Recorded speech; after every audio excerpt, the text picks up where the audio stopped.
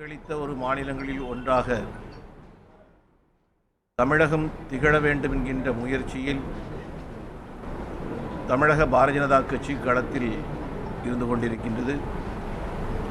அதனுடைய ஒரு அங்கமாக தேசிய ஜனநாயக கூட்டணியில் அசைக்க முடியாத ஒரு அங்கமாக திகழ்கின்ற தமிழ் மாநில காங்கிரஸ் கட்சியினுடைய தலைவர் ஜி.கே. வாசன் அவர்களை இன்று சந்தித்து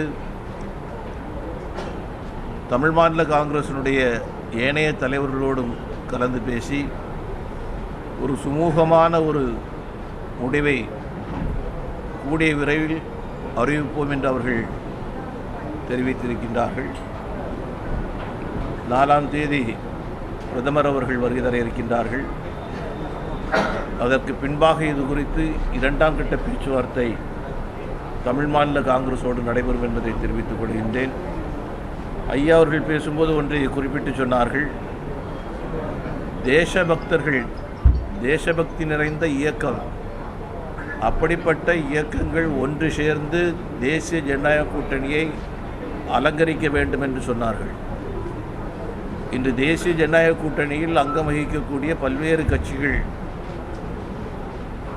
இந்த நிலைப்பாட்டோடு தான் இணைந்து கொண்டிருக்கின்றார்கள். அதில் பெருமைப்படக்கூடிய அளவுக்கு தமிழ் மாநில காங்கிரஸ் பெருந்தலைவர் காமராஜர் அவருடைய காலத்தில் இருந்து அதற்கு பின்பு ஐயா மூப்பனார் அவருடைய காலத்திலிருந்து இன்று தலைவர் ஜி.கே. வாசன் அவருடைய வழிகாட்டுதலில் இந்த இயக்கம் அசைக்க முடியாத தேசபக்தியோடு தமிழகத்திலே செயல்பட்டு கொண்டிருக்கின்றது.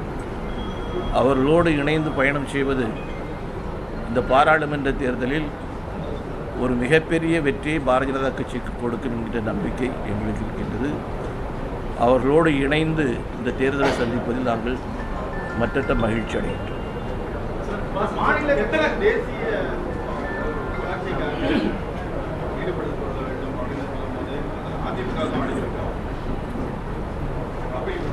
என்ன சொல்றீங்க?